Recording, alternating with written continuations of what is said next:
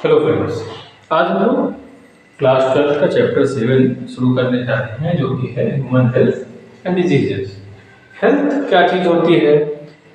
अगर एक साधारण भाषा में कहा जाए तो अगर किसी व्यक्ति को कोई बीमारी नहीं है तो इसका मतलब वो हेल्दी है। हेल्दी का मतलब है फिजिकल फिटनेस। कोई व्यक्ति सक्षम है, फिजिकली फिट है, मेंटली फिट है और सोशली भी फिट है, तो ऐसे व्यक्ति को जो है हेल्दी कहा जा सकता है। जो व्यक्ति अपनी प्रोडक्टिविटी बढ़ा सकता है, जनन कर सकता है, अपनी इकोनॉमिक प्रॉस्पेरिटी को बढ़ा सकता है, अपनी जीवन को बड़ा कर सकता है और इसके अलावा इन्फेंट मॉर्टेलिटी को, बच्चों के मरने की दर को कम किया जाना, मातृत्व के मरने की दर को कम किया जाना, ये भी सब जो है हेल्थी समाज के कुछ लक्षण होते हैं। ये जो बीमारियां हैं उनको हम लोगों ने कई भागों में बांटा है। एक तो जेनेटिक डिसऑर्डर्स। अगर कोई व्यक्ति हेल्दी नहीं है, उसको कोई बीमारी है, अगर कोई व्यक्ति अपनी ड्यूटीज को परफॉर्म नहीं कर पा रहा है तो उसको हम लोग अनहेल्दी कहेंगे, डिजीज कहेंगे। ये जेनेटिक डिसऑर्डर हो सकते हैं जो कि जन्मजात है, जन्म से ही कोई बीमारी हो रखी है किसी को, जैसे कि किसी के माँ बाप को कोई बीमारी है, वो बीमारी आगे की जनरेशन में कैरी हो फॉरवर्ड हो जाती है, तो उसे जेनेटिक डिसऑर्डर बोलते हैं। जैसे हीमोफीलिया या डायबिटीज भी कभी कभी जेनेटिक होती है। तो इस तरह की कई बीमारियां होती हैं। वहीं पर इन्फेक्शंस जो होते हैं, किसी पैथोजन का इन्फेक्शन हो सकता है। ये जो पैथोजन होते हैं ये फंजाई हो सकते हैं, बैक्टीरिया हो सकते हैं, वायरस हो सकते हैं, अदर माइक्रोऑर्गेनिज्म हो सकते हैं। ये दो प्रकार के हैं, एक होते हैं इन्फेक्शियस और दूसरे होते हैं नॉन इन्फेक्शियस। इन्फेक्शियस का मतलब है वो जो एक व्यक्ति से दूसरे हेल्दी पर्सन तक का फैल जाता है, किसी मीडियम से इजीली ट्रांसमिट हो जाता है, तो ऐसी बीमारियों को इन्फेक्शियस डिजीज बोलते हैं। और इसका जो एग्जांपल है, अगर एड्स देखा जाए तो एक ऐसी बीमारी है जो कि इन्फेक्शन से होती है, ब्लड ट्रांसफ्यूजन से होती है, डायरेक्ट कांटेक्ट से होती है, कई तरह से होती है, सेक्सुअल कांटेक्ट से होती है। वहीं पर नॉन इन्फेक्शियस डिजीजेस का जो सबसे बड़ा एग्जांपल है कैंसर, जो कि आज के समय में सबसे ज्यादा डेथ कॉजिंग डिजीज बनी हुई है। इसके अलावा अगर हम लोग देखें लाइफ स्टाइल की बात करें तो लाइफ स्टाइल की वजह से बहुत सारी बीमारियां होती हैं। जैसे कि जो लोग अल्कोहलिक हैं उनको लिवर सिरोसिस हो जाती है। उसी प्रकार से जो लोग स्मोकिंग करते हैं उनके लंग्स खराब हो जाते हैं, या जो लोग गुटखा चबाते हैं उनको माउथ कैंसर हो जाता है। तो इस प्रकार की जो है बीमारियां उनको लाइफ स्टाइल से जुड़ा हुआ मानते हैं। या किसी का जो फूड हैबिट है वो ठीक नहीं है, ट्यूबरकुलोसिस हो सकती है, टीबी हो सकती है, खाना कमजोर हो जाएगा तो टीबी हो जाएगी किसी को भी। तो इस प्रकार की ये बीमारियां होती हैं। अब देखते हैं कुछ कॉमन बीमारियों के बारे में, कॉमन डिजीज जो कि ह्यूमन होती हैं। तो इसमें जो पहली बीमारी है जो कि टाइफाइड के द्वारा होती है, तो टाइफाइड जो होती है वो साल्मोनेला टाइफाई के द्वारा होती है, और ये एक प्रकार का बैक्टीरिया है जिसके द्वारा ये बीमारी फैलती है।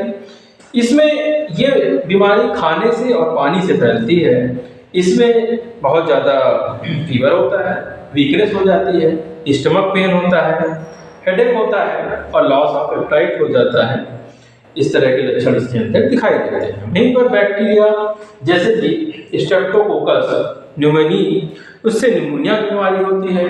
निमोनिया की जो बीमारी है ये लंग्स को इन्फेक्ट करती है, एल्वोलाई को इन्फेक्ट करती है और रेस्पिरेशन में ये सीवियर प्रॉब्लम बनती है। ये इसमें बुखार आता है, ठंड लगती है, खांसी आती है और सिर दर्द होता है। सीवियर केसेस में यहाँ पर ये जो है लिप्स, फिंगर नेल्स, ये सब जो है नीले या ग्रे कलर के हो जाते हैं। इसके अलावा ये जो बीमारी है ये बहुत जो है ये इन्फेक्टेड पर्सन के जो बर्तन होते हैं उनसे ये फैल सकती है। कुछ बीमारियां हैं जैसे कि डेंगू है, डिसेंट्री है, प्लेग है, डिप्थीरिया है, ये भी एक प्रकार की बैक्टीरियल बीमारियां कही जाती हैं। वहीं पर अगर वायरल बीमारियों की बात करें तो सबसे ज्यादा वायरल बीमारी कॉमन कोल्ड होती है, और कॉमन कोल्ड राइनो वायरस के द्वारा फैलती है। ये बहुत ही आसानी से स्प्रेड होती है अगर कोई भी किसी की टॉवल यूज कर लेता है। एक तो डायरेक्ट कॉन्टेक्ट से जिसमें ड्रॉपलेट्स से जो है चली जाए, या दूसरा तरीका है कि ड्रॉपलेट्स किसी ऑब्जेक्ट में पड़ी हुई हैं, जैसे पेन हो गया, कॉपी हो गई, ग्लास हो गया या टॉवल हो गया, किसी ने उसको यूज कर लिया तो इसके द्वारा भी ये फैल जाती हैं। और सबसे ज्यादा तेजी से फैलने वाली बीमारी होती है, इसमें सिर दर्द होता है, खांसी जुकाम हो जाता है, छींक आने लगती है। इसके बाद नेक्स्ट है मलेरिया। मलेरिया प्रोटोजोन के द्वारा फैलाई गई बीमारी है। ये जो प्रोटोजोन होता है मलेरिया का, प्लाज्मोडियम प्रोटोजोन है, जो कि फैलता है मच्छर के द्वारा। इसमें दो होस्ट होते हैं, एक ह्यूमन होता है और दूसरा मॉस्किटो होता है। इसमें अलग अलग बीमारियों के लिए अलग अलग मॉस्किटो रिस्पॉन्सिबल होते हैं। प्लाज्मोडियम वाइवेक्स है, प्लाज्मोडियम मलेरिया है, प्लाज्मोडियम फैल्सिफेरम है।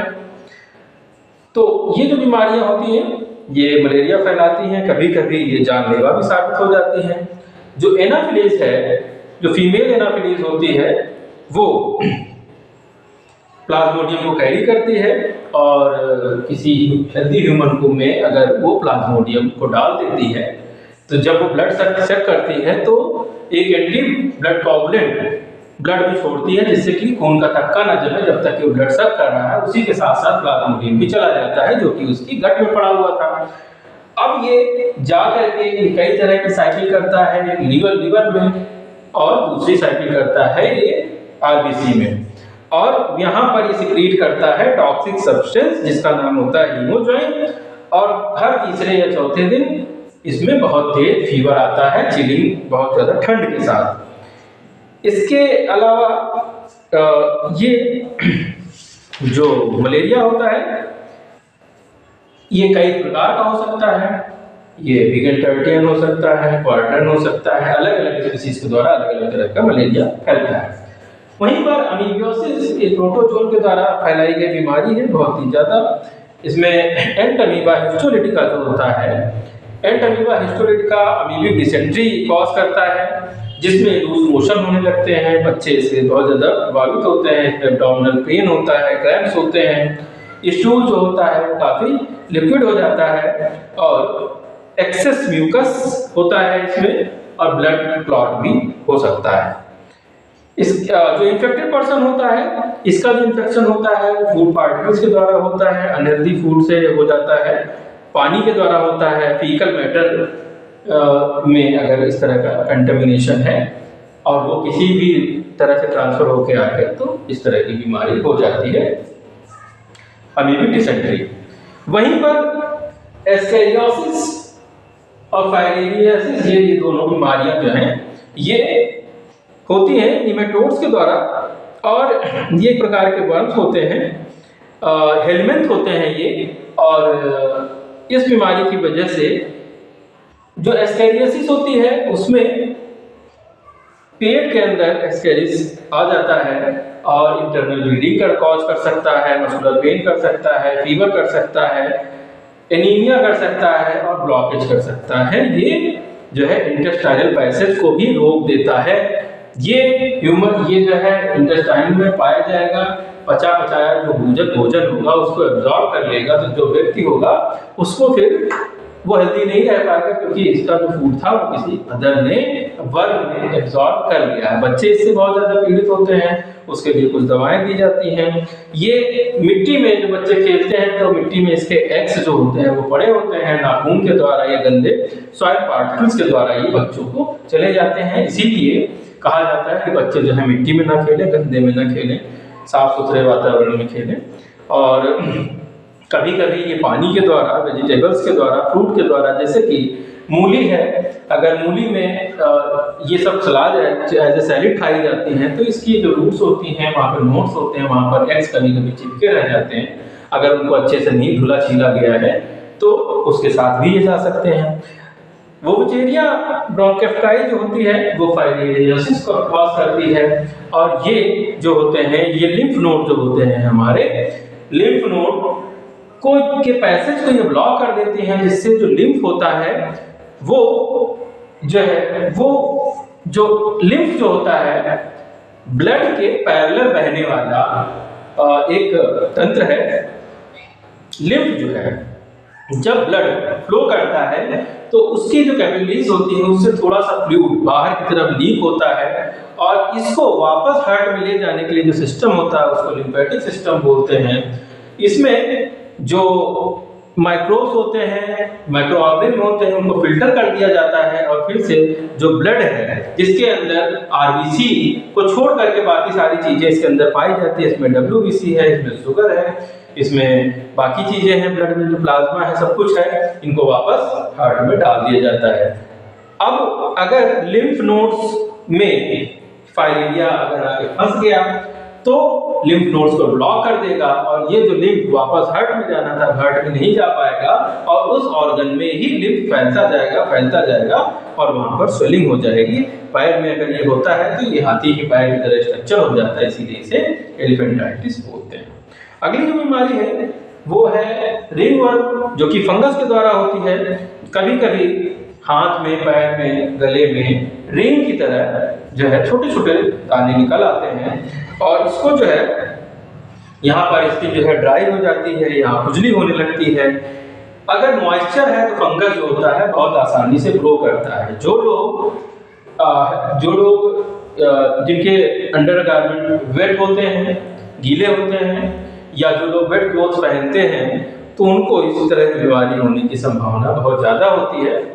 तो इन सभी बीमारियों से बचने के लिए पब्लिक जो है हाइजीन का बहुत ज़्यादा, पर्सनल और पब्लिक दोनों तरह की हाइजीन का बहुत ध्यान रखने की ज़रूरत होती है। साफ पानी पीने की ज़रूरत होती है, वेजिटेबल्स, फूड, वाटर, इन सभी को साफ सुथरा रखने की ज़रूरत होती है, क्लीनिंग की ज़रूरत होती है, डिसइंफेक्शन की डिसइंफेक्ट करने की ज़रूरत होती है हाइजीन मेंटेन करने के लिए, जिससे कि water borne disease, air borne disease, ये सारी डिजीज जो होती हैं वो ना हो। इसके लिए कंट्रोल के लिए बहुत सारे मेजर्स होते हैं। जैसे मलेरिया को अगर कंट्रोल करना है तो प्रिवेंशन के लिए विंडो में मॉस्किटो नेट लगाए जा सकते हैं, जाली लगाई जा सकती है जिससे कि मच्छर अंदर ना आए।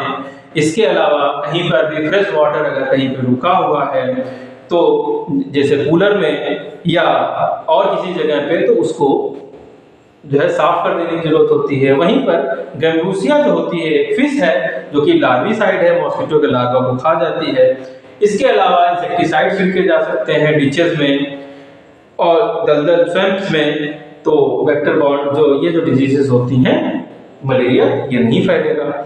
वहीं पर बहुत सी बीमारियां होती हैं, उसके लिए वैक्सीनेशन बनाए गए हैं। चिकन पॉक्स जैसी बीमारियों के लिए वैक्सीन बनाई गई जिससे बहुत बड़ी महामारी से हम लोग बच गए और जो कि अब जो है सभी को टीके उस पर लगाए जाते हैं।